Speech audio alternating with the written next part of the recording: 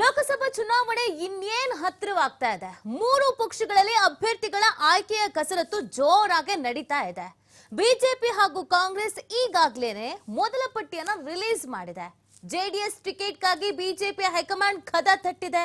ಇದೆಲ್ಲದರ ನಡುವೆ ಇನ್ನೂ ಕೂಡ ಅನೌನ್ಸ್ ಆಗದ ಟಿಕೆಟ್ಗಾಗಿ ಕಾಂಗ್ರೆಸ್ ಬಿಜೆಪಿ ಪಾಳ್ಯದಲ್ಲಿ ಆಕಾಂಕ್ಷಿಗಳು ತೀವ್ರ ರೀತಿಯಾದಂತ ಕಸರತ್ತನ್ನ ನಡೆಸ್ತಾ ಇದ್ದಾರೆ.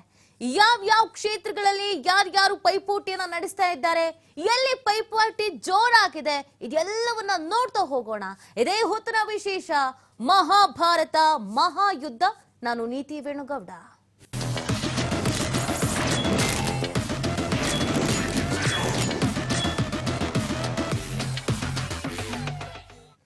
ಲೋಕಸಮರದಲ್ಲಿ ಹೈ ವೋಲ್ಟೇಜ್ ಕ್ಷೇತ್ರವಾಗಿ ಕಾಣಿಸ್ಕೊಳ್ತಾ ಇರೋದು ದಕ್ಷಿಣ ಕನ್ನಡ ಕ್ಷೇತ್ರ. ಸಿಕ್ಕಾಬಟ್ಟೆ ಹೈ ವೋಲ್ಟೇಜ್ ಅಂತ ಅನ್ನಿಸ್ಕೊಳ್ತಾ ಇದೆ. ಯಾಕೆ ಹೈ ವೋಲ್ಟೇಜ್ ಅಂತ ಅನ್ನಿಸ್ಕೊಳ್ತಾ ಇದೆ ಅನ್ನೋದನ್ನ ಒಂದೊಂದಾಗೆ ನಿಮ್ಮ ಮುಂದೆ ಹೇಳ್ತಾ ಹೋಗ್ತೀನಿ. ಬಿಜೆಪಿ ಟಿಕೆಟ್ ಗುದ್ದಾಟದ ನಡುವೆ ಕಾಂಗ್ರೆಸ್ನ ಅಭ್ಯರ್ಥಿ ಯಾರು ಅನ್ನೋ ಪ್ರಶ್ನೆ ಸಹಜವಾಗಿದೆ. ಬಿಜೆಪಿಯ ಆಂತರಿಕ ಭಿನ್ನಾಭಿಪ್ರಾಯ ಕಾಂಗ್ರೆಸ್ಗೆ ವರವಾಗುವಂತ ಸಾಧ್ಯತೆ ಇದೆ. ಯಾಕಂದ್ರೆ ಅರುಣ್ ಕುಮಾರ್ ಪುತ್ತಿಲ, ಸತ್ಯಜಿತ್ ಸೂರತ್ಕಲ್ ನಡುವೆ ಪೈಪೋಟಿ ಇದೆ. ಇದು ಕಾಂಗ್ರೆಸ್ಗೆ ಲಾಭವನ್ನ ತಂದುಕೊಡುವಂತ ಸಾಧ್ಯತೆ ಇದೆ. ಅನುಕೂಲ ವಾತಾವರಣ ಹಿನ್ನೆಲೆ ಕಾಂಗ್ರೆಸ್ನಿಂದಲೂ ಕೂಡ ಬಹಳ ಎಚ್ಚರಿಕೆಯ ನಡೆಯನ್ನ ಇಡುವುದಕ್ಕೆ ಪ್ಲಾನ್ ಅನ್ನ ಮಾಡಿಕೊಳ್ಳಲಾಗ್ತಾ ಇದೆ. ಕೇಸರಿ ಭದ್ರಕೋಟೆಯಲ್ಲಿ ಈ ಬಾರಿ ಪ್ರಯೋಗಕ್ಕೆ ಕಾಂಗ್ರೆಸ್ ಮುಂದಾಗುತ್ತಾ ಅನ್ನುವಂತ ಪ್ರಶ್ನೆ ಇದೆ.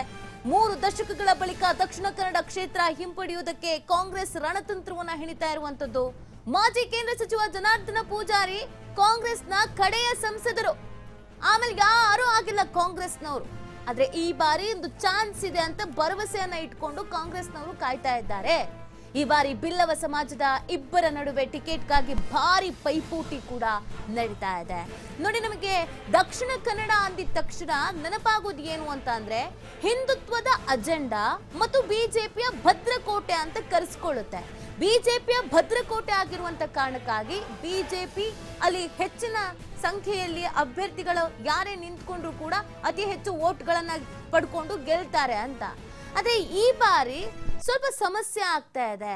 ಏನ್ ಸಮಸ್ಯೆ? ವಿಧಾನಸಭಾ ಚುನಾವಣಾ ಸಂದರ್ಭದಲ್ಲೂ ಕೂಡ ಅರುಣ್ ಕುಮಾರ್ ಪುತ್ತಿಲ ಬಿಜೆಪಿಗೆ ಒಂದು ದೊಡ್ಡ ತಲೆಬಿಸಿ ಆಗಿದ್ರು, ತಲೆನೋವಾಗಿದ್ರು. ಈ ಬಾರಿ ಅವರನ್ನ ಬಿಜೆಪಿಗೆ ಸೇರಿಸ್ಕೊಬಿಡ್ಬೇಕು, ಅವರನ್ನೇ ಎಲೆಕ್ಷನ್ಗೆ ನಿಲ್ಲಿಸ್ಬಿಡ್ಬೇಕು ಅಂತ ಒಂದಷ್ಟು ಸಿದ್ಧತೆಗಳಾಗಿದ್ದು ಹೌದು, ಒಂದಷ್ಟು ಮಾತುಕತೆ ಆಗಿದ್ದು ಹೌದು. ಬಿಲ್ಕುಲ್ ನಾನು ಬರಲ್ಲ ಅಂತ ಹೇಳಿದ್ದು ಉಂಟು. ಅದರ ಜೊತೆಗೆ ಸತ್ಯಜಿತ್ ಸೂರತ್ಕಲ್ ಅವರು ಕೂಡ ನಾನೇ ಇಲ್ಲಿ ಅಭ್ಯರ್ಥಿ ಅಂತ ಕಾಯ್ಕೊಂಡು ಕುತ್ಕೊಂಡಿದ್ದಾರೆ. ಆದ್ರೆ ಈ ಇಬ್ಬರು ಬಿಜೆಪಿಯ ಅಜೆಂಡಾ ಅಥವಾ ಹಿಂದುತ್ವದ ಅಜೆಂಡಾ ಇಟ್ಕೊಂಡಿರುವಂತ ನಾಯಕರುಗಳಿದ್ದಾರಲ್ಲ, ಸತ್ಯಜಿತ್ ಸೂರತ್ಕಲ್ ಮತ್ತು ಅರುಣ್ ಕುಮಾರ್ ಪುತ್ತಿಲ, ಇವರಿಬ್ಬರ ಪೈಪೋಟಿಯಲ್ಲಿ ವೋಟು ಡಿವೈಡ್ ಆಗುವಂತ ಸಾಧ್ಯತೆಗಳು ಇದೆ. ಆ ವೋಟ್ ಡಿವೈಡ್ ಆದ್ರೆ ಲಾಭ ಯಾರಿಗೆ ಹೇಳಿ? ಅದು ಕಾಂಗ್ರೆಸ್ಗೆನೆ ಲಾಭ. ನಮ್ಮಲ್ಲಿ ಹೇಳಲ್ವಾ, ಇಬ್ಬರ ಜಗಳ ಮೂರನೇ ಅವರಿಗೆ ಲಾಭ ಅಂತ. ಇಲ್ಲಿ ಆಗ್ತಾ ಇರೋದು ಕೂಡ ಅದೇನೆ. ಇನ್ನೊಂದು ಭರವಸೆಯನ್ನ ಕಾಂಗ್ರೆಸ್ ಇಟ್ಕೊಂಡಿರೋದು ಏನು ಅಂತ ಅಂದ್ರೆ, ಹೌದು, ಈಗ ಸದ್ಯಕ್ಕೆ ಕೇಸರಿಯ ಭದ್ರಕೋಟೆ ಅಂತ ದಕ್ಷಿಣ ಕನ್ನಡ ಕರೆಸ್ಕೊಳ್ತಾ ಇದೆ. ಆದ್ರೆ ಹಿಂದೆ 3 ದಶಕಗಳ ಹಿಂದೆ ನಾವು ಗಮನಿಸಿದಾಗ ಇಲ್ಲಿ ಕಾಂಗ್ರೆಸ್ ಅಧಿಕಾರಕ್ಕೆ ಬಂದಿತ್ತು, ಕಾಂಗ್ರೆಸ್ ಅಧಿಕಾರವನ್ನ ನಡೆಸಿದೆ. ಈಗ ಒಂದಷ್ಟು ಯೋಜನೆಗಳು ಜಾರಿ ಆಗಿದೆ. ಫ್ರೀ ಫ್ರೀ ಫ್ರೀ ಅಂತ ಸಿದ್ದರಾಮಯ್ಯನವರು ಅನೇಕ ಜನಪರ ಕಾರ್ಯಕ್ರಮಗಳನ್ನ ಜಾರಿಗೆ ತಂದಿದ್ದಾರೆ. ಈ ಬಾರಿ ಮಂಗಳೂರಿನಲ್ಲಿ ಸಮಾವೇಶವನ್ನ ಇಟ್ಕೊಂಡಂತ ಸಂದರ್ಭದಲ್ಲಿ ಒಂದು ಅಭೂತಪೂರ್ವವಾದಂತ ಯಶಸ್ಸು ಕೂಡ ಸಿಕ್ಕಿದೆ. ಸೊ ಹೀಗಿರ್ಬೇಕಾದ್ರೆ ಕಾಂಗ್ರೆಸ್ಗೆ ಚಾನ್ಸ್ ಇದೆ. ಯಾಕೆ ಬಿಟ್ಕೊಡ್ಬೇಕು ನಾವು? ಅವರವರೇ ಜಗಳ ಆಡ್ತಾ ಇದ್ದಾರೆ. ಕೆಲವರು ಇಲ್ಲ, ನಾವು ಪುತ್ತಿಲ ಪರಿವಾರದವರು, ಪುತ್ತಿಲದವರಿಗೆ ಟಿಕೆಟ್ ಕೊಡಬೇಕು ಅಂತ ಕೆಲವರು ಬೇಡಿಕೆಯನ್ನ ಇಡ್ತಾ ಇದ್ದಾರೆ. ಇನ್ ಕೆಲವರು ಸತ್ಯಜಿತ್ ಸೂರತ್ಕಲ್ ಅಂತ ಹೇಳ್ತಾ ಇದ್ದಾರೆ. ಅವರ ನಡುವೆ ಶೀತಲ ಸಮರ ನಡೀತಾ ಇದೆ, ಭಿನ್ನಾಭಿಪ್ರಾಯಗಳಿದೆ, ಗೊಂದಲ ಇದೆ, ಅಸಮಾಧಾನ ಇದೆ. ಅದನ್ನು ನಾವು ಲಾಭವಾಗಿ ಪಡ್ಕೊಳ್ಬಹುದಲ್ವಾ? ಸೊ ಆ ಲೆಕ್ಕಾಚಾರದಲ್ಲಿ ಈ ಬಾರಿ ಕಾಂಗ್ರೆಸ್ ಗೆಲ್ಲುವಂತ ಸಾಧ್ಯತೆಗಳು ಇದೆ.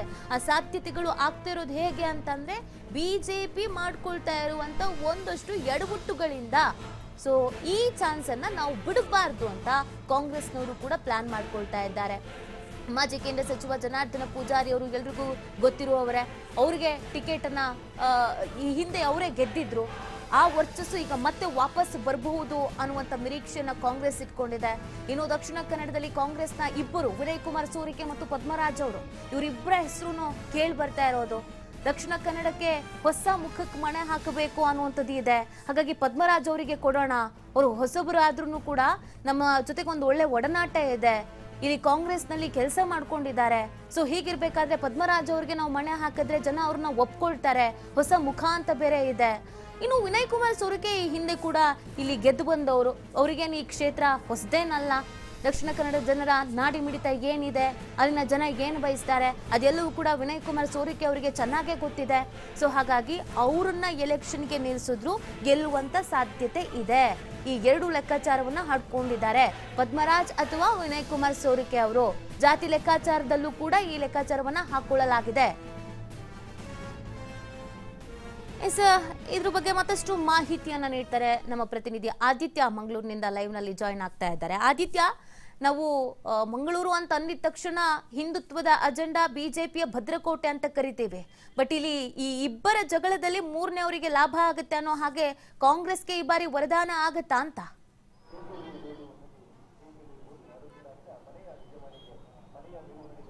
ನೀತಿ ನಿಜವಾಗ್ಲೂ, ಯಾಕಂದ್ರೆ ಕಳೆದ 3 ದಶಕಗಳಿಂದ ಇಲ್ಲಿ ಬಿಜೆಪಿ ತನ್ನ ಧ್ವಜವನ್ನ ಹಾರಿಸ್ತಾ ಇದೆ. ಕಾಂಗ್ರೆಸ್ ಈ ಕ್ಷೇತ್ರವನ್ನ ಕಳೆದುಕೊಂಡಿದೆ.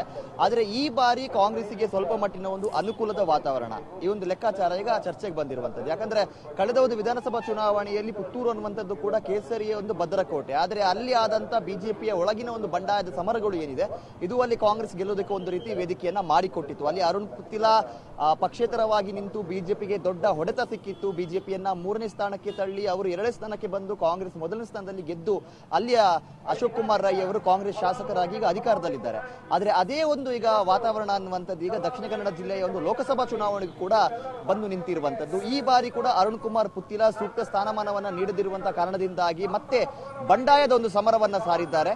ಆ ಕಡೆಯಿಂದ ಹಿಂದೂ ಮುಖಂಡ ಸತ್ಯಜಿತ್ ಸುರತ್ಕಲ್ ರವರು ಈ ಬಾರಿ ನನಗೆ ಟಿಕೆಟ್ ಅನ್ನ ಕೊಡ್ಲೇಬೇಕು ಅನ್ನುವಂತ ರೀತಿಯ ಒಂದು ಆಗ್ರಹವನ್ನ ಮಾಡ್ತಾ ಇದ್ದಾರೆ. ಎಲ್ಲೋ ಒಂದು ಕಡೆ ಇದು ಬಿಜೆಪಿಯ ಒಳಗಡೆ ಒಂದು ರೀತಿ ಮತ ವಿಭಜನೆಗೆ ಕಾರಣವಾಗುತ್ತಾ ಅನ್ನುವಂತ ಲೆಕ್ಕಾಚಾರಗಳನ್ನ ಕೂಡ ಹಾಕಲಾಗ್ತಾ ಇದೆ.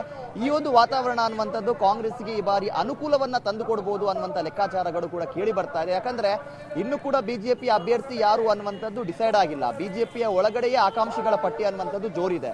ಈ ಬಾರಿ ಹಾಲಿ ಸಂಸದ ನಳಿನ್ ಕುಮಾರ್ ಕಟೀಲ್ ರವರಿಗೆ ಟಿಕೆಟ್ ಕೊಡಬಾರದು ಅನ್ನುವಂತ ಒಂದು ಕೂಗು ದೊಡ್ಡ ಮಟ್ಟದಲ್ಲಿ ಕೇಳಿ ಬರ್ತಾ ಇದೆ. ಇದರೊಂದಿಗೆ ಅನೇಕ ಜನ ಆಕಾಂಕ್ಷಿಗಳು ಕೂಡ ಟಿಕೆಟ್ ರೇಸ್ ನಲ್ಲಿ ಇದ್ದಾರೆ. ಇದು ಕೂಡ ಬಿಜೆಪಿಗೆ ಒಂದು ರೀತಿಯ ಕಗ್ಗಂಟಿಗೆ ಕಾರಣವಾಗಿರುವಂತದ್ದು. ಒಂದು ಕಡೆಯಿಂದ ತನ್ನದೇ ಪಕ್ಷದ ಮುಖಂಡರುಗಳು ಬಂಡಾಯದ ಒಂದು ಸಮರವನ್ನ ಸಾರ್ತಾ ಇದ್ದಾರೆ. ಈ ಬಾರಿ ಅಭ್ಯರ್ಥಿಯನ್ನ ಬದಲಾವಣೆ ಮಾಡಬೇಕಾ ಮಾಡಬಾರ್ದಾ ಅನ್ನುವಂತ ಗೊಂದಲದಲ್ಲಿ ಬಿಜೆಪಿ ಇದೆ. ಸೊ ಈ ಎಲ್ಲ ಒಂದು ಅನುಕೂಲಗಳನ್ನ ಕಾಂಗ್ರೆಸ್ ಈ ಬಾರಿ ಅದರ ಒಂದು ಲಾಭವನ್ನ ಪಡೆದುಕೊಳ್ಳುವಂತ ಸಾಧ್ಯತೆಗಳು ಕೂಡ ಇದೆ. ಇನ್ನು ಕಾಂಗ್ರೆಸ್ನಲ್ಲೂ ಕೂಡ ಏನು ಆಕಾಂಕ್ಷಿಗಳ ಪಟ್ಟಿ ಅನ್ನುವಂಥದ್ದು ಕಮ್ಮಿ ಇಲ್ಲ. ಕಾಂಗ್ರೆಸ್ ಪಕ್ಷದಲ್ಲೂ ಕೂಡ ಅನೇಕ ಜನ ಆಕಾಂಕ್ಷಿಗಳಿದ್ದಾರೆ.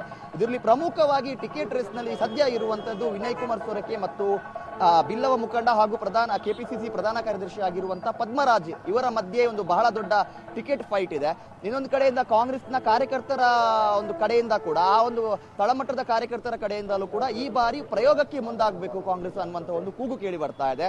ಸಾಂಪ್ರದಾಯಿಕ ರಾಜಕೀಯಕ್ಕೆ ತೆರೆ ಎಳಿಬೇಕು, ಗೆದ್ದವರಿಗೆ ಅಥವಾ ಮತ್ತೆ ಅವರಿಗೆ ಅವಕಾಶವನ್ನ ಕೊಡುವಂತ ರೀತಿಗೆ ಅವರಿಗೆ ಅವಕಾಶವನ್ನ ಕೊಡುವಂತದೆಲ್ಲ ಮಾಡಬಾರ್ದು. ಈ ಬಾರಿ ಒಂದು ಹೊಸ ಮುಖಕ್ಕೆ ಅವಕಾಶವನ್ನ ಕೊಡಬೇಕು, ಒಂದು ಯುವ ಮುಖಕ್ಕೆ ಅವಕಾಶವನ್ನ ಕೊಡಿ ಅನ್ನುವಂತ ಕೂಗು ಆ ಕಾರ್ಯಕರ್ತರ ವಲಯದಿಂದ ಕೇಳಿ ಬರ್ತಾ ಇರುವಂತದ್ದು. ಹಾಗಾಗಿ ಈ ಬಾರಿ ಹೊಸ ಮುಖಕ್ಕೂ ಕೂಡ ಕಾಂಗ್ರೆಸ್ ಅವಕಾಶವನ್ನ ಕೊಡುವಂತ ಒಂದು ಸಾಧ್ಯತೆ ಇದೆ. ಈ ಬಾರಿ ಒಂದು ವಾತಾವರಣ ಒಳ್ಳೆ ಇರುವಂತ ಕಾರಣದಲ್ಲಿ ಇನ್ನು ಟಿಕೆಟ್ ಆಕಾಂಕ್ಷಿಗಳನ್ನ ನೋಡೋದಾದ್ರೆ ವಿನಯ್ ಕುಮಾರ್ ಸೋರಕೆ ಕಾಪು ವಿಧಾನಸಭಾ ಕ್ಷೇತ್ರದ ಮಾಜಿ ಶಾಸಕರಾಗಿದ್ರು. ಅದು ಉಡುಪಿ ಜಿಲ್ಲೆಗೆ ಒಳಪಡುವಂತ ಕ್ಷೇತ್ರ. ಆದ್ರೆ ಅಲ್ಲಿ ಈ ಬಾರಿ ಅವರು ವಿಧಾನಸಭಾ ಚುನಾವಣೆಯನ್ನ ಸೋತಂತ ಕಾರಣದಿಂದಾಗಿ ಅವರು ಈ ಬಾರಿ ದಕ್ಷಿಣ ಕನ್ನಡ ಜಿಲ್ಲೆಯ ಒಂದು ಲೋಕಸಭಾ ಟಿಕೆಟ್ ಮೇಲೆ ಕಣ್ಣಿಟ್ಟಿದ್ದಾರೆ. ಆ ಕಾಲಿಗೆ ಚಕ್ರವನ್ನ ಕಟ್ಟಿಕೊಂಡ ರೀತಿಯಲ್ಲಿ ಓಡಾಟವನ್ನ ಮಾಡ್ತಾ ಇದ್ದಾರೆ. ಜಿಲ್ಲೆಯಾದ್ಯಂತ ಒಂದು ಅಲ್ಲಲ್ಲಿ ಸಭೆ ಸಮಾರಂಭಗಳಿಗೆ ಹೋಗ್ತಾ ಇದ್ದಾರೆ. ಹೈಕಮಾಂಡ್ ಮುಂದೆ ಕೂಡ ಈ ವಿಚಾರ ಇದೆ ಅಂತ ಹೇಳಲಾಗ್ತಾ ಇದೆ. ಇನ್ನೊಂದು ಕಡೆಯಿಂದ ಪದ್ಮರಾಜ್ ಅವರು ಬಿಲ್ಲವ ಸಮಾಜ ಅನ್ನುವಂಥದ್ದು ದಕ್ಷಿಣ ಕನ್ನಡ ಜಿಲ್ಲೆಯಲ್ಲಿ ಬಹಳ ಪ್ರಾಮುಖ್ಯತೆಯನ್ನ ಪಡೆದುಕೊಂಡಂತ ಒಂದು ಸಮಾಜ, ಬಹುಸಂಖ್ಯಾತರು ಅಂತ ಗುರುತಿಸಿಕೊಂಡಿರುವಂತಹ ಒಂದು ಸಮಾಜ. ಈ ಇಬ್ಬರು ನಾಯಕರು ಕೂಡ ಇಬ್ಬರು ಆಕಾಂಕ್ಷಿಗಳು ಕೂಡ ಅದೇ ಬಿಲ್ಲವ ಸಮಾಜಕ್ಕೆ ಸೇರಿದವರಾಗಿದ್ದಾರೆ. ಹಾಗಾಗಿ ಈ ಒಂದು ಸಮರ ಅನ್ನುವಂಥದ್ದು ಈಗ ಟಿಕೆಟ್ ರೇಸ್ ನ ಸಮರ ಅನ್ನುವಂಥದ್ದು ಅವರ ಮಧ್ಯೆ ಕೂಡ ಬಹಳ ದೊಡ್ಡ ಮಟ್ಟದಲ್ಲಿ ನಡೀತಾ ಇದೆ. ಸೊ ಯಾವ ಆಧಾರದಲ್ಲಿ ಕಾಂಗ್ರೆಸ್ ಟಿಕೆಟ್ ಅನ್ನ ನೀಡುತ್ತೆ ಅನ್ನುವಂಥದ್ದು ಕೂಡ ಇಲ್ಲಿ ಬಹಳ ಚರ್ಚೆಗೆ ಕಾರಣವಾಗಿರುವಂತದ್ದು. ಜಾತಿಯ ಆಧಾರದಲ್ಲಿ ನೀಡುತ್ತಾ ಅಥವಾ ಯುವ ನಾಯಕನಿಗೆ ಮಣೆಯನ್ನ ಹಾಕುತ್ತಾ, ಎಲ್ಲವೂ ಕೂಡ ಈಗ ಬಹಳ ಚರ್ಚೆಗಿದೆ. ಇನ್ನೊಂದು ಕಡೆಯಿಂದ ಬಿಜೆಪಿ ಅಭ್ಯರ್ಥಿ ಘೋಷಣೆಯಾದ ಬಳಿಕ ಕಾಂಗ್ರೆಸ್ ತನ್ನ ನಿಲುವು ಏನು ಅನ್ನುವಂಥದ್ದನ್ನ ವ್ಯಕ್ತಪಡಿಸಬಹುದು ಅನ್ನುವಂಥ ಲೆಕ್ಕಾಚಾರಗಳು ಕೂಡ ಕೇಳಿ ಬರ್ತಾ ಇದೆ. ಯಾಕಂದ್ರೆ ಮತ್ತೆ ನಳಿನ್ ಕುಮಾರ್ ಕಟೀಲ್ಗೆ ಬಿಜೆಪಿ ಟಿಕೆಟ್ ಅನ್ನ ಕೊಟ್ರೆ ಆ ಕಡೆಯಿಂದ ಪುತ್ತಿಲ, ಈ ಕಡೆಯಿಂದ ಸತಿದಿ ಸುರತ್ಕಲ್ ಕಡಾಖಂಡಿತವಾಗಿ ಬಂಡಾಯದ ಸ್ಪರ್ಧೆಯನ್ನ ಮಾಡ್ತಾರೆ ಅಂತ ಹೇಳಲಾಗ್ತಾ ಇದೆ. ಇದೆಲ್ಲೋ ಒಂದು ಕಡೆ ಬಿಜೆಪಿಯ ಮತ ವಿಭಜನೆಗೂ ಕಾರಣವಾಗುತ್ತೆ. ಸೊ ಇದನ್ನ ನಾವು ಲಾಭವಾಗಿ ಪಡೆದುಕೊಳ್ಳಬಹುದು ಅನ್ನುವಂಥ ಲೆಕ್ಕಾಚಾರ ಕಾಂಗ್ರೆಸ್ ವಲಯದಲ್ಲಿದೆ.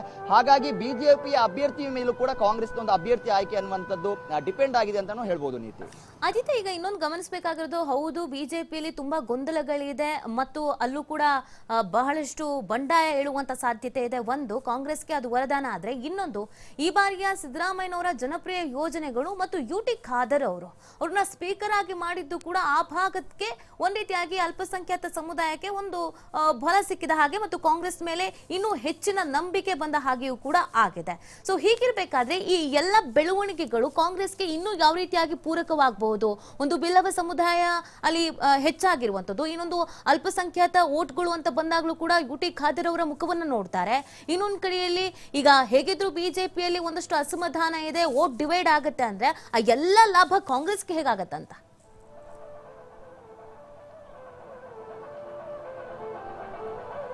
ನೀತಿ ನಿಜವಾಗ್ಲೂ ಈ ಬಾರಿ ಒಂದು ಲೋಕಸಭಾ ಚುನಾವಣೆಗೆ ಕಳೆದ ಬಾರಿಗೆ ಡಿಫರೆನ್ಸ್ ಏನು ಅಂತ ಕೇಳಿದ್ರೆ, ಈ ಬಾರಿ ಕಾಂಗ್ರೆಸ್ ಸರ್ಕಾರ ಆಡಳಿತದಲ್ಲಿದೆ ಒಂದು ವಿಚಾರ, ಇನ್ನೊಂದು ಕಡೆಯಿಂದ ಗ್ಯಾರಂಟಿ ಯೋಜನೆಗಳು ಕೂಡ ಬಹಳ ಸದ್ದು ಮಾಡ್ತಾ ಇದೆ.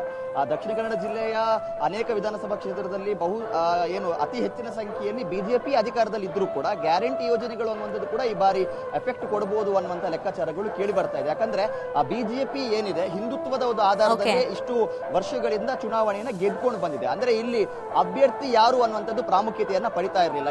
ಇದರ ಲಾಭವನ್ನ ಕೂಡ ಕೆಲವೊಂದಿಷ್ಟು ಅಭ್ಯರ್ಥಿಗಳು ಪಡಿತಾ ಇದ್ರು, ಬಿಜೆಪಿ ಅಭ್ಯರ್ಥಿಗಳು.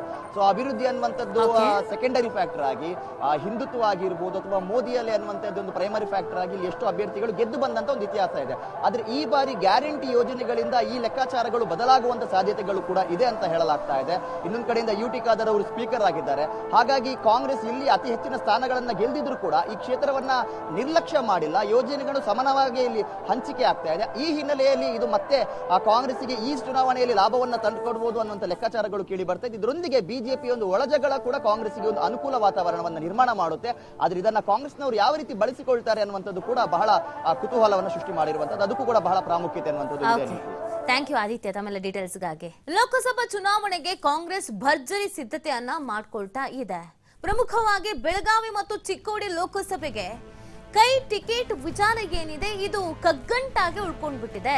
ಬೆಳಗಾವಿ ಮತ್ತು ಚಿಕ್ಕೋಡಿ ಇಲ್ಲಿ ಸಮಸ್ಯೆ ಆಗ್ತಿರೋದು ಯಾರಿಗೆ ಟಿಕೆಟ್ ಅನ್ನ ಕೊಡೋದು ಅಂತ. ಯಾಕಂದ್ರೆ ಬೆಳಗಾವಿ ಮತ್ತು ಚಿಕ್ಕೋಡಿ ಬಿಜೆಪಿಯ ಭದ್ರಕೋಟೆ.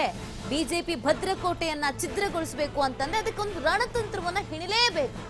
2 ಲೋಕಸಭೆಗೆ ತಲಾ 2 ಹೆಸರನ್ನ ಶಿಫಾರಸು ಮಾಡಬೇಕು. ಬೆಳಗಾವಿಯಲ್ಲಿ ಹೆಬ್ಬಾಳ್ಕರ್ ಪುತ್ರ ಮೃಣಾಲ್ ಹೆಬ್ಬಾಳ್ಕರ್, ಜಾರಕಿಹೊಳಿಯ ಆಪ್ತ ಡಾಕ್ಟರ್ ಗಿರೀಶ್ ಸೋನಾವಾಲಕರ್ ಮಧ್ಯ ತೀವ್ರ ಪೈಪೋಟಿ ಇದೆ. ಚಿಕ್ಕೋಡಿಗೆ ಜಾರಕಿಹೊಳಿ ಆಪ್ತರಾದ ಲಕ್ಷ್ಮಣರಾವ್ ಚಿಂಗಳೆ, ಗಜಾನನ ಮಂಗಸೂಳಿ, ಜಿಲ್ಲೆಯ ನಾಯಕರಿಂದ ಲಿಂಗಾಯತ ಕುರುಬ ಅಭ್ಯರ್ಥಿ ಅಖಾಡಕ್ಕಿಳಿಸೋಕೆ ಆಸಕ್ತಿಯನ್ನ ತೋರಿಸಲಾಗ್ತಾ ಇದೆ. ನೋಡಿ, ಬೆಳಗಾವಿ ಮತ್ತು ಚಿಕ್ಕೋಡಿ ವಿಚಾರದಲ್ಲಿ ಕಾಂಗ್ರೆಸ್ಗೆ ಕಗ್ಗಂಟಾಗಿರೋದು ಏನು ಅಂತಂದ್ರೆ ಯಾರನ್ನ ನಿಲ್ಲಿಸಬೇಕು ಅಂತ. ಯಾಕಂದ್ರೆ ಸದ್ಯ ಬೆಳಗಾವಿ ಮತ್ತು ಚಿಕ್ಕೋಡಿಯನ್ನ ಬಿಜೆಪಿಯ ಭದ್ರಕೋಟೆ ಅಂತ ಕರೆಯಲಾಗತ್ತೆ. ಬಿಜೆಪಿಯ ಭದ್ರಕೋಟೆ ಆಗಿದ್ದಾಗ ನಾವು ಅಳೆದು ತೂಗಿ ಹೆಜ್ಜೆಯನ್ನ ಇಡಬೇಕಾಗತ್ತೆ, ಅಭ್ಯರ್ಥಿಯ ಹೆಸರನ್ನ ಹೇಳ್ಬೇಕಾಗತ್ತೆ ಅನ್ನೋದು ಕಾಂಗ್ರೆಸ್ಗೂ ಕೂಡ ಗೊತ್ತಿದೆ. ಬಿಜೆಪಿ ಒಬ್ಬ ಪ್ರಭಾವಿತ ಅಭ್ಯರ್ಥಿಯನ್ನ ನಿಲ್ಲಿಸಿದ್ರೆ ಕಾಂಗ್ರೆಸ್ ಅದಕ್ಕೆ ತಕ್ಕಂಗೆ ವರ್ಚಸ್ಸಿರುವಂತ ಅಭ್ಯರ್ಥಿಯನ್ನೇ ನಿಲ್ಲಿಸಬೇಕು. ಬಿಜೆಪಿ ಕೂಡ ಅದೇ ನಿಟ್ಟಿನಲ್ಲಿ ಸ್ಟ್ರಾಟಜಿಯನ್ನ ಮಾಡ್ತಾ ಇದೆ, ದೊಡ್ಡ ದೊಡ್ಡವರ ಹೆಸರು ಕೇಳಿ ಬರ್ತಾ ಇದೆ. ಹೀಗಿರ್ಬೇಕಾದ್ರೆ ನಾವು ಕೂಡ ಅದಕ್ಕೆ ಸರಿ ಸಮಾನವಾಗಿ ಸ್ಟ್ರಾಟಜಿಯನ್ನ ಮಾಡಬೇಕು ಅಂತ. ಸದ್ಯ ಈಗ ಬೆಳಗಾವಿಯಲ್ಲಿ 2 ಹೆಸರು ಕೇಳಿ ಬರ್ತಾ ಇದೆ. ಅದು ಹೆಬ್ಬಾಳ್ಕರ್ ಅವರ ಪುತ್ರ ಮೃಣಾಲ್ ಅವರು, ಇನ್ನೊಂದು ಜಾರಕಿಹೊಳಿ ಆಪ್ತ ಡಾಕ್ಟರ್ ಗಿರೀಶ್ ಸೋನಾವಾಲಕರ್ ಮಧ್ಯೆ ಪೈಪೋಟಿ ಇದೆ. ಜಾರಕಿಹೊಳಿ ಅವರು ನನ್ನ ಆಪ್ತರಿಗೆ ಟಿಕೆಟ್ ಕೊಡಬೇಕು ಅಂತ ಅವರು ಹೇಳ್ತಾ ಇದ್ದಾರೆ. ಲಕ್ಷ್ಮೀ ಹೆಬ್ಬಾಳ್ಕರ್ ಅವರು ಇಲ್ಲ ನನ್ನ ಪುತ್ರನಿಗೆ ಟಿಕೆಟ್ ಕೊಡಬೇಕು ಅಂತ ಅವರು ಹೇಳ್ತಾ ಇದ್ದಾರೆ. ಇಬ್ರು ಬೆಳಗಾವಿ ರಾಜಕಾರಣಕ್ಕೆ ನಾವು ಹೋಲಿಸ್ಕೊಂಡ್ರೆ ಬೆಳಗಾವಿ ರಾಜಕಾರಣದಲ್ಲಿ ಇಬ್ರು ಕೂಡ ಘಟಾನುಘಟಿಗಳೇ. ಹೀಗಿರ್ಬೇಕಾದ್ರೆ ಈ ಘಟಾನುಘಟಿ ಕುಟುಂಬದ ಯಾರಿಗೆ ಟಿಕೆಟ್ ಕೊಡ್ತಾರೆ ಅಥವಾ ಜಾರಕಿಹೊಳಿ ಅವರು ಹೇಳುವಂತವ್ರಿಗೆ ಟಿಕೆಟ್ ಕೊಟ್ರೆ ಅದು ಒಂದು ರೀತಿಯಲ್ಲಿ ವರದಾನ ಆಗತ್ತೆ. ಲಕ್ಷ್ಮೀ ಹೆಬ್ಬಾಳ್ಕರ್ ಅವರ ಪುತ್ರನಿಗೆ ಟಿಕೆಟ್ ಕೊಟ್ರೆ ಅದೊಂದು ರೀತಿಯಲ್ಲಿ ವರದಾನ ಆಗತ್ತೆ. ಯಾರಿಗೆ ಟಿಕೆಟ್ ಕೊಡಬೇಕು ಅನ್ನೋದ್ರ ಬಗ್ಗೆ ಕನ್ಫ್ಯೂಷನ್ ನಲ್ಲಿ ಕಾಂಗ್ರೆಸ್ನ ನಾಯಕರುಗಳು ಕೂಡ ಇದ್ದಾರೆ.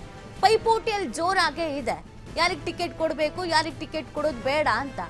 ಇನ್ನುಳಿದಂತೆ ಕಾರ್ಯಕರ್ತರು ಕೂಡ ಇಲ್ಲಿ ನಾವು ಲಕ್ಷ್ಮೀ ಹೆಬ್ಬಾಳ್ಕರ್ ಕಡೆಯವರ ಜೊತೆಗೆ ನಿಂತ್ಕೊಳ್ಳೋದು ಅಥವಾ ಜಾರಕಿಹೊಳಿ ಕಡೆ ನಿಂತ್ಕೊಳ್ಳೋದು ಅನ್ನುವಂತ ಕನ್ಫ್ಯೂಷನ್ಸ್ ನಲ್ಲಿ ಇದ್ದಾರೆ. ಸೊ ಹೀಗಿರ್ಬೇಕಾದ್ರೆ ಅಳೆದು ತೂಗಿ ಒಬ್ರು ಹೆಸರನ್ನ ಅನೌನ್ಸ್ ಮಾಡ್ಬೇಕಾಗತ್ತೆ. ಈಗ ಲಿಂಗಾಯತ ಕುರುಬ ಅಭ್ಯರ್ಥಿಯನ್ನ ಅಖಾಡಕ್ಕೆ ಇಳಿಸೋದು ಬೆಸ್ಟ್, ಅವರನ್ನೇ ಅಖಾಡಕ್ಕೆ ಇಳಿಸಬೇಕು ಅನ್ನುವಂತ ಲೆಕ್ಕಾಚಾರವನ್ನ ಕೂಡ ಜಾತಿವಾರು ಸಮುದಾಯವಾರು ನೋಡು ಕೂಡ ಹಾಕ್ಲಾಗ್ತಾ ಇದೆ. ಲಕ್ಷ್ಮಣರಾವ್ ಚಿಂಗಳೆ, ಗಜಾನನ ಮಂಗಸೂಳಿ ಅವರ ಹೆಸರು ಕೂಡ ಕೇಳಿ ಬರ್ತಾ ಇದೆ. ಇಲ್ಲಿ ಬೆಳಗಾವಿ ರಾಜಕಾರಣದ ಬಗ್ಗೆ ಯಾವಾಗ್ಲೂ ಗಮನ ವಹಿಸಬೇಕಾಗಿರೋ ವಿಚಾರ ಏನು ಅಂತಂದ್ರೆ, ಈ ಬೆಳಗಾವಿ ರಾಜಕಾರಣ ಕೇವಲ ರಾಜ್ಯ ರಾಜಕೀಯ ಮಾತ್ರ ಅಲ್ಲ, ಯಾವಾಗ್ಲೂ ರಾಷ್ಟ್ರ ರಾಜಕಾರಣದಲ್ಲೂ ಸುದ್ದಿ ಮಾಡುತ್ತೆ, ಸದ್ದು ಆಗತ್ತೆ. ಸೊ ಹೀಗಿರ್ಬೇಕಾದ್ರೆ ಅಲ್ಲಿ ಬಿಜೆಪಿಯ ಭದ್ರಕೋಟೆ ಬೇರೆ ಇದೆ. ನಾವು ಅಳೆದು ತೂಗಿ ಬಹಳ ಎಚ್ಚರಿಕೆಯನ್ನ ವಹಿಸಿ ಹೆಸರನ್ನ ಹೇಳಬೇಕಾಗತ್ತೆ. ಈಗ ಲಕ್ಷ್ಮೀ ಹೆಬ್ಬಾಳ್ಕರ್ ಅವರ ಪುತ್ರ ಮೃಣಾಲ್ ಅವ್ರಿಗೆ ಅವ್ರದೇ ಆದಂತ ವರ್ಚಸ್ಸು ಇದೆ. ಕಾರಣ ಈಗ ಲಕ್ಷ್ಮೀ ಹೆಬ್ಬಾಳ್ಕರ್ ಅವರು ಸಚಿವರಾಗಿದ್ದಾರೆ, ಅನೇಕ ಜನಪರ ಕೆಲಸಗಳನ್ನ ಮಾಡ್ತಾ ಇದ್ದಾರೆ, ರಾಜ್ಯ ಕಾಂಗ್ರೆಸ್ನಲ್ಲೂ ಕೂಡ ಒಂದು ಪ್ರಭಾವವನ್ನ ಇಟ್ಕೊಂಡಿದ್ದಾರೆ. ಹಾಗಾಗಿ ಅವರ ಪುತ್ರನಿಗೆ ಟಿಕೆಟ್ ಅನ್ನ ಕೊಟ್ರೆ ವರ್ಕೌಟ್ ಆಗತ್ತಾ, ಆಗಬಹುದಾ, ಅಥವಾ ಈ ಹಿಂದೆಯಿಂದಲೂ ಇರುವಂತವರು ಹಿರಿಯರು, ಸೊ ಇವರು ಜಾರಕಿಹೊಳಿ ಅವರ ಆಪ್ತರು ಅಂತ ಅನ್ಕೊಳ್ತಾರೆ. ಡಾಕ್ಟರ್ ಗಿರೀಶ್ ಸೋನಾವಾಲಕರ್ ಅವರು, ಇವ್ರಿಗೆ ಟಿಕೆಟ್ ಕೊಡ್ಬೇಕಾ ಬೇಡ್ವಾ, ಏನು ಮಾಡ್ಬೇಕು, ಹೇಗ್ ಲೆಕ್ಕಾಚಾರ ಹಾಕಬೇಕು? ಕಾಂಗ್ರೆಸ್ನಲ್ಲೂ ಕೂಡ ಅಸಮಾಧಾನ ಇದ್ದೇ ಇರುತ್ತೆ. ಲಕ್ಷ್ಮೀ ಹೆಬ್ಬಾಳ್ಕರ್ ಹೇಳಿದವ್ರಿಗೆ ಟಿಕೆಟ್ ಕೊಟ್ಬಿಟ್ರು ಅಥವಾ ಇವ್ರಿಗೆ ಕೊಟ್ಬಿಟ್ರು ಅವ್ರಿಗೆ ಕೊಟ್ಬಿಟ್ರು ಅಂತ ಆ ಎಲ್ಲ ಅಸಮಾಧಾನಗಳನ್ನ ಸರಿ ಮಾಡಿಕೊಂಡು ಟಿಕೆಟ್ ಅನ್ನ ಕೊಡ್ಬೇಕಾಗತ್ತೆ. ಇದಿಷ್ಟು ಕಾಂಗ್ರೆಸ್ನ ಲೆಕ್ಕಾಚಾರ, ಕಾಂಗ್ರೆಸ್ನ ರಣತಂತ್ರ. ಇನ್ನು ಬಿಜೆಪಿ ಏನು ಹಿಂದೆ ಬಿದ್ದಿಲ್ಲ. ಬಿಜೆಪಿಯ ಭದ್ರಕೋಟೆಗೆ ಆಗಿದ್ರು ಕೂಡ ಬಿಜೆಪಿಯು ರಣತಂತ್ರವನ್ನ ಹೆಣಿತಾ ಇದೆ. ಬೆಳಗಾವಿ ಚಿಕ್ಕೋಡಿ ಲೋಕಸಭೆಗೆ ಮತ್ತೊಮ್ಮೆ ನಾವೇ ಅಧಿಕಾರಕ್ಕೆ ಬರಬೇಕು, ಮತ್ತೊಮ್ಮೆ ನಾವೇ ಗೆಲ್ಲಬೇಕು ಅಂತ ಬಿಜೆಪಿ ಪ್ಲಾನ್ ಮಾಡ್ಕೊಳ್ತಾ ಇದೆ.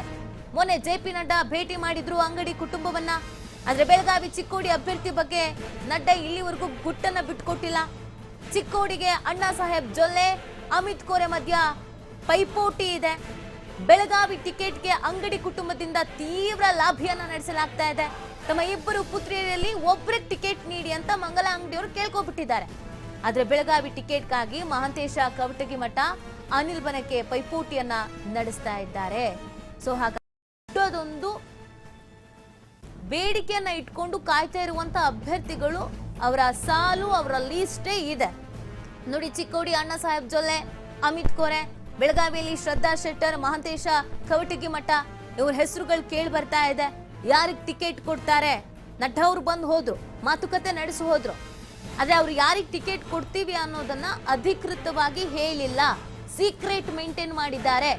ಈಗಲೇ ಹೇಳೋದು ಬೇಡ ಅಂತನೋ ಅಥವಾ ಕಾದು ನೋಡೋಣ ಅಂತನೋ ಅಥವಾ ಇನ್ನೂ ಒಂದಷ್ಟು ಚರ್ಚೆ ಮಾಡೋಣ ಅಂತನೋ ಗೊತ್ತಿಲ್ಲ. ಜೆ.ಪಿ. ನಡ್ಡಾ ಅವರು ಇದಕ್ಕೆ ಸಂಬಂಧಪಟ್ಟಂತೆ ಯಾವುದೇ ಮಾಹಿತಿಯನ್ನ ಹಂಚಿಕೊಂಡಿಲ್ಲ.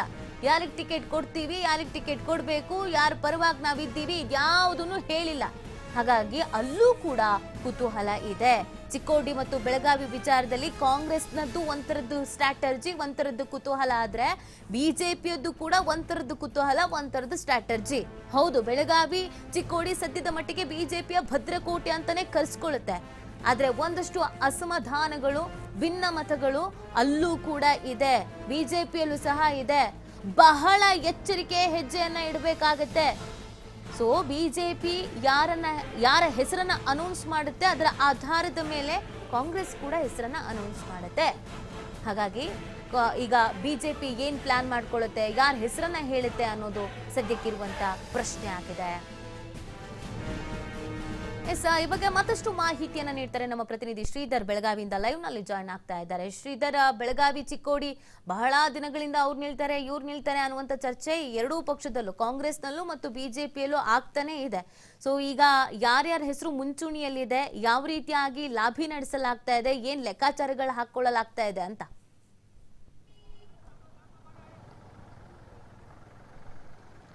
ನೀತಿ ಒಂದು ಕಾಲದಲ್ಲಿ ಬೆಳಗಾವಿ ಜಿಲ್ಲೆ ಚಿಕ್ಕೋಡಿ ಲೋಕಸಭೆ ಆಗಿರ್ಬೋದು, ಬೆಳಗಾವಿ ಲೋಕಸಭೆ ಆಗಿರ್ಬೋದು, ಎರಡೂ ಕೂಡ ಕಾಂಗ್ರೆಸ್ನ ಭದ್ರಕೋಟೆ ಆಗಿತ್ತು. ಈಗ ಕಾಲಾನಂತರ ಏನಂದರೆ ಬೆಳಗಾವಿ ಲೋಕಸಭೆ ಮತ್ತು ಚಿಕ್ಕೋಡಿ ಲೋಕಸಭೆ ಬಿಜೆಪಿಯ ಭದ್ರಕೋಟೆಯಾಗಿ ಪರಿವರ್ತನೆಗೊಂಡಿದೆ. ಹೀಗಾಗಿ ಈ 2024ರ ಲೋಕಸಭೆ ಚುನಾವಣೆಗೆ ಏನು ಆಕಾಂಕ್ಷಿಗಳು ಯಾವೊಂದು ಅಭ್ಯರ್ಥಿ ಕಣಕ್ಕಿಳಿಸಬೇಕು ಅನ್ನುವಂಥ ರಾಜಕೀಯ ಲೆಕ್ಕಾಚಾರ ಬಿಜೆಪಿ ಮತ್ತು ಕಾಂಗ್ರೆಸ್ ಪಾಳ್ಯದಲ್ಲಿ ನಡೀತಾ ಇದೆ. ನೀತಿ ಈಗ ಏನು ಕಾಂಗ್ರೆಸ್ ಆಗಿರ್ಬೋದು, ಬಿಜೆಪಿ ಆಗಿರ್ಬೋದು, ಎರಡೂ ರಾಷ್ಟ್ರೀಯ ಪಕ್ಷಗಳು ತಮ್ಮ ಮೊದಲ ಪಟ್ಟಿಯನ್ನು ಬಿಡುಗಡೆ ಮಾಡಿದೆ. ಮೊದಲ ಪಟ್ಟಿಯಲ್ಲಿ ಬೆಳಗಾವಿ ಜಿಲ್ಲೆಯ ಮತ್ತು ಏನು ಎರಡೂ ಲೋಕಸಭೆ ಯಾವ ಅಭ್ಯರ್ಥಿ ಹೆಸರನ್ನು ಕೂಡ ಘೋಷಣೆ ಮಾಡಿಲ್ಲ. ಮೊದಲಿಗೆ ನಾವು ಬೆಳಗಾವಿ ಲೋಕಸಭೆ ನೋಡೋದಾದ್ರೆ ನೀತಿ ಬಹಳ ಪ್ರಮುಖವಾಗಿ ಬೆಳಗಾವಿ ಲೋಕಸಭೆಯಲ್ಲಿ ಕಾಂಗ್ರೆಸ್ನಲ್ಲಿ ಸಾಕಷ್ಟು ತೀವ್ರವಾದಂಥ ಪೈಪೋಟಿ ಇರ್ತಕ್ಕಂಥದ್ದು. ಬೆಳಗಾವಿ ಲೋಕಸಭೆಗೆ ಆರಂಭದಲ್ಲಿ ಸಾಕಷ್ಟು ಹೆಸರುಗಳು ಕೇಳಿ ಬಂದಿದ್ವು. ಇಲ್ಲಿ ಲಿಂಗಾಯತ ಅಭ್ಯರ್ಥಿ ಕೊಡಬೇಕಾ ಅಥವಾ ಲಿಂಗಾಯತೇತರ ಅಭ್ಯರ್ಥಿ ಕೊಡಬೇಕಾ ಅಂತ ಚರ್ಚೆ ನಡೆದಿದ್ವು. ಈಗ ಬೆಳಗಾವಿ ಲೋಕಸಭೆಗೆ ಕಾಂಗ್ರೆಸ್ನಿಂದ 2 ಹೆಸರುಗಳನ್ನು ಶಿಫಾರಸು ಮಾಡಲಾಗಿದೆ. ನೀತಿ ಅಂದರೆ ಒಂದು ಲಕ್ಷ್ಮೀ ಹೆಬ್ಬಾಳ್ಕರ್ ಪುತ್ರ ಮೃಣಾಲ್ ಹೆಬ್ಬಾಳ್ಕರ್ ಪಂಚಮಸಾಲಿ ಸಮುದಾಯವನ್ನು ಪ್ರತಿನಿಧಿಸ್ತಾರೆ, ಜೊತೆಗೆ ಸಚಿವರ ಪುತ್ರ ಕೂಡ ಹೌದು. ಮತ್ತೊಂದು ಕಡೆ ಡಾಕ್ಟರ್ ಗಿರೀಶ್ ಸೋನ್ವಾಲ್ಕರ್ ಬಿಜೆಪಿಯಲ್ಲಿ ಗುರುತಿಸಿಕೊಂಡಂಥ ಗಿರೀಶ್ ಸೋನ್ವಾಲ್ಕರ್ ಅವರನ್ನ ಸತೀಶ್ ಜಾರಕಿಹೊಳಿ ಕಾಂಗ್ರೆಸ್ನಿಂದ ಕರ್ಕೊಂಡ್ ಬರ್ತಾರೆ. ಅವ್ರ ಹೆಸರನ್ನ ಶಿಫಾರಸು ಮಾಡಿರ್ತಕ್ಕಂಥದ್ದು. ಬೆಳಗಾವಿ ಲೋಕಸಭೆಯಲ್ಲಿ ನೋಡೋದಾದ್ರೆ 8 ವಿಧಾನಸಭಾ ಮತಕ್ಷೇತ್ರಗಳಲ್ಲಿ 5 ಕ್ಷೇತ್ರಗಳಲ್ಲಿ ಕಾಂಗ್ರೆಸ್ ಶಾಸಕರಿದ್ದಾರೆ, 3 ಕ್ಷೇತ್ರಗಳಲ್ಲಿ ಬಿಜೆಪಿ ಶಾಸಕರಿದ್ದಾರೆ. ಆದರೆ ಬೆಳಗಾವಿ ಲೋಕಸಭೆಯಲ್ಲಿ ಗೆಲ್ಲಬೇಕಂದ್ರೆ ಕಾಂಗ್ರೆಸ್ ಲಿಂಗಾಯತ್ ಮತಗಳನ್ನು ಸೆಳೆಯಬೇಕು, ಅದರ ಜೊತೆಗೆ ಮರಾಠ ಮತಗಳನ್ನು ಸೆಳೆಯಬೇಕು. ಆಗ ಮಾತ್ರ ಬಿಜೆಪಿಯನ್ನು ಸೋಲಿಸೋದಕ್ಕೆ ಸಾಧ್ಯ ಆಗುತ್ತೆ. ಯಾಕಂದರೆ ಅಂಗಡಿ ಕುಟುಂಬ ಸತತ 5 ಬಾರಿ, ಅದು 2004ರಿಂದ ನಿರಂತರವಾಗಿ ಸುರೇಶ್ ಅಂಗಡಿ 4 ಬಾರಿ ಗೆದ್ದು ಬರ್ತಾರೆ. ಸುರೇಶ್ ಅಂಗಡಿ ನಿಧನ ನಂತರ ಏನು ಮಂಗಳ ಅಂಗಡಿ ಚುನಾವಣಾ ಅಖಾಡಕ್ಕೆ ಇಳಿತಾರೆ. ಆಗ ಮಂಗಳ ಅಂಗಡಿ ವಿರುದ್ಧ ಅಂದರೆ ಉಪಚುನಾವಣೆಯಲ್ಲಿ ಈಗಿನ ಏನು ಉಸ್ತುವಾರಿ ಸಚಿವರಾದ ಸತೀಶ್ ಜಾರಕಿಹೊಳಿ ಅವರನ್ನು ಅಖಾಡಕ್ಕೆ ಇಳಿಸಲಾಗುತ್ತೆ.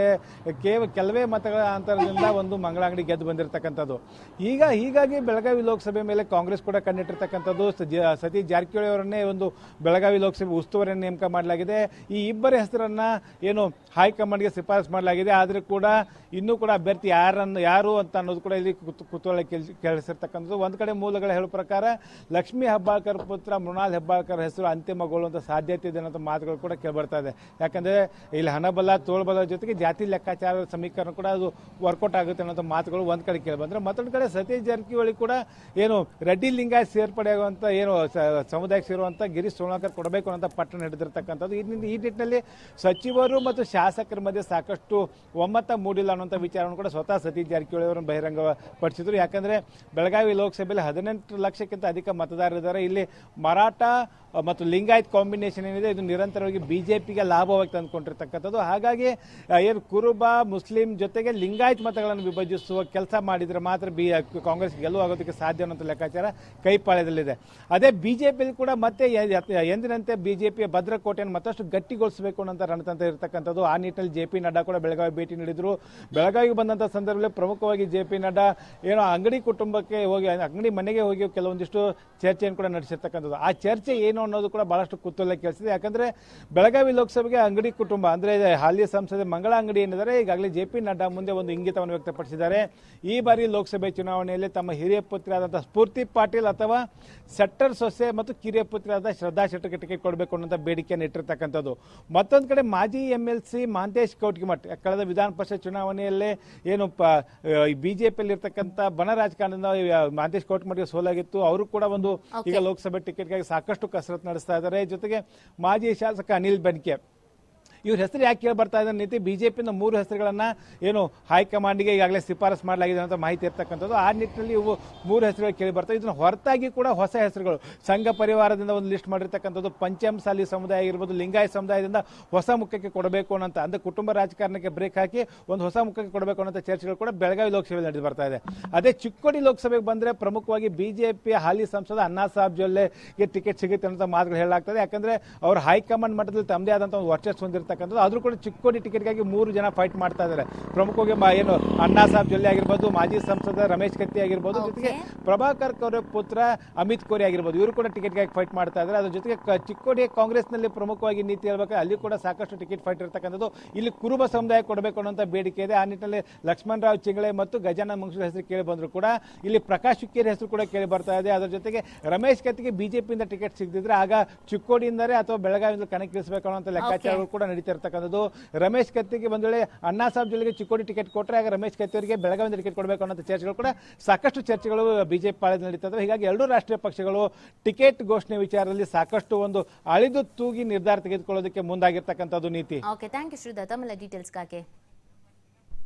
ಇನ್ನು ಉಡುಪಿ ಚಿಕ್ಕಮಗಳೂರು ಕ್ಷೇತ್ರದಲ್ಲಿ ಕಾಂಗ್ರೆಸ್ಗೆ ಈ ಟಿಕೆಟ್ ವಿಚಾರ ಸ್ವಲ್ಪ ಕಗ್ಗಂಟಾಗೆ ಉಳ್ಕೊಬಿಟ್ಟಿದೆ. ಸೂಕ್ತ ಅಭ್ಯರ್ಥಿ ಹುಡುಕಾಟದಲ್ಲಿ ಕಾಂಗ್ರೆಸ್ ಹೈಕಮಾಂಡ್ ಇದೆ. ಜಯಪ್ರಕಾಶ್ ಹೆಗ್ಡೆಗೆ ಟಿಕೆಟ್ ನೀಡೋಕೆ ಕಸರತ್ತನ್ನ ಮಾಡಲಾಗ್ತಾ ಇದೆ. ನೋಡಿ, ಉಡುಪಿ ಚಿಕ್ಕಮಗಳೂರು ಕ್ಷೇತ್ರದಲ್ಲಿ ಕಾಂಗ್ರೆಸ್ಗೆ ಈ ಟಿಕೆಟ್ ಯಾರಿಗೆ ಕೊಡಬೇಕು ಅನ್ನುವಂತ ಗೊಂದಲ ಮುಂದುವರಿತಾ ಇದೆ. ಜಯಪ್ರಕಾಶ್ ಹೆಗ್ಡೆಗೆ ಟಿಕೆಟ್ ನೀಡೋದಕ್ಕೆ ಕಸರತ್ತೇನೋ ಮಾಡಲಾಗ್ತಾ ಇದೆ. ಒಂದ್ ವೇಳೆ ಜಯಪ್ರಕಾಶ್ ಹೆಗ್ಡೆ ಸ್ಪರ್ಧಿಸಿದ್ರೆ ಬಿಜೆಪಿಗೆ ಪ್ರಬಲ ಪೈಪೋಟಿ ಆದಂಗಾಗತ್ತೆ. ಸ್ಥಳೀಯರಿಗೆ ಈ ಬಾರಿ ಟಿಕೆಟ್ ನೀಡುವಂತೆ ಕೆಲ ಕಾಂಗ್ರೆಸ್ ಮುಖಂಡರು ಪಟ್ಟಿಟ್ಕೊಂಡು ಕೂತಿದ್ದಾರೆ.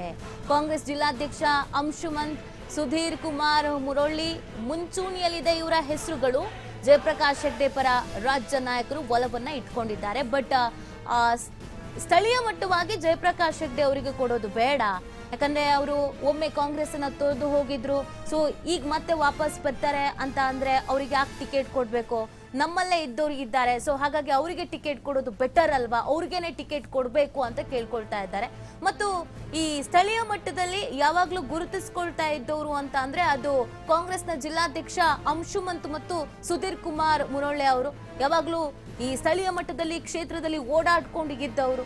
ಹಾಗಾಗಿ ಅವರಿಗೆ ಟಿಕೆಟ್ ಕೊಡೋದು ಬೆಟರ್, ಅವರಿಗೆ ಟಿಕೆಟ್ ಕೊಡಿ ಅನ್ನುವಂತ ಬೇಡಿಕೆಯನ್ನ ಸ್ಥಳೀಯ ಮಟ್ಟದ ನಾಯಕರುಗಳು ಇಡ್ತಾ ಇದ್ದಾರೆ. ಆದ್ರೆ ರಾಜ್ಯ ಕಾಂಗ್ರೆಸ್ನ ನಾಯಕರು ಇಲ್ಲ, ಜಯಪ್ರಕಾಶ್ ಹೆಗ್ಡೆ ಅವರಿಗೆ ಟಿಕೆಟ್ ಕೊಡೋದು ಬೆಟರ್ ಅನ್ಸುತ್ತೆ. ಯಾಕಂದ್ರೆ ಬಿಜೆಪಿಯಿಂದ ಯಾವ ಅಭ್ಯರ್ಥಿಯನ್ನ ನಿಲ್ಲಿಸ್ತಾರೋ ಅವರಿಗೆ ಒಂದು ಪ್ರಬಲವಾದಂತ ಪೈಪೋಟಿಯನ್ನ ನೀಡಬಹುದು. ಜಯಪ್ರಕಾಶ್ ಹೆಗ್ಡೆ ಅಂತಂದ್ರೆ ಆ ಹೆಸರಿಗೆ ಒಂದು ವರ್ಚಸ್ಸಿದೆ. ಹಾಗಾಗಿ ಅವ್ರಿಗೇನೇ ಟಿಕೆಟ್ ಕೊಡೋದು ಬೆಟರ್ ಅಂತ ರಾಜ್ಯ ನಾಯಕರು ಒಲವನ್ನ ವ್ಯಕ್ತಪಡಿಸ್ತಾ ಇದ್ದಾರೆ. ಸದ್ಯ ಉಡುಪಿ ಮತ್ತು ಚಿಕ್ಕಮಗಳೂರು ಈ ಭಾಗದಲ್ಲಿ ಬಿಜೆಪಿಯಲ್ಲೂ ಕೂಡ ಒಂದಷ್ಟು ಗೊಂದಲ ಇದೆಯಲ್ವಾ.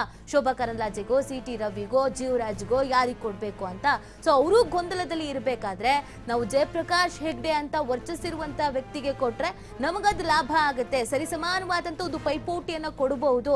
ಹಾಗಾಗಿ ಅವ್ರಿಗೆ ಟಿಕೆಟ್ ಕೊಡೋದು ಬೆಟರ್ ಅಂತ ರಾಜ್ಯ ನಾಯಕರು ಒಲವನ್ನ ತೋರಿಸ್ತಾ ಇದ್ದಾರೆ. ಸ್ಥಳೀಯ ಮಟ್ಟದಲ್ಲಿ ವಿರೋಧ ಇದೆ. ಈ ಬಾರಿ ವಿಧಾನಸಭಾ ಚುನಾವಣೆಯಲ್ಲಿ ಚಿಕ್ಕಮಗಳೂರಿನಲ್ಲಿ ಒಂದು ಅಭೂತಪೂರ್ವವಾದಂಥ ಗೆಲುವನ್ನ ಕಾಂಗ್ರೆಸ್ ಪಕ್ಷ ಪಡ್ಕೊಂಡಿದೆ. ಹಾಗಾಗಿ ಆ ಅಲೆಯಲ್ಲಿಗೆ ನಾವು ಲೋಕಸಭಾ ಚುನಾವಣೆಯಲ್ಲೂ ಕೂಡ ಗೆಲ್ಲಬಹುದು ಅನ್ನುವಂಥ ನಿರೀಕ್ಷೆಯನ್ನ ಕಾಂಗ್ರೆಸ್ನ ನಾಯಕರು ಇಟ್ಕೊಂಡಿದ್ದಾರೆ.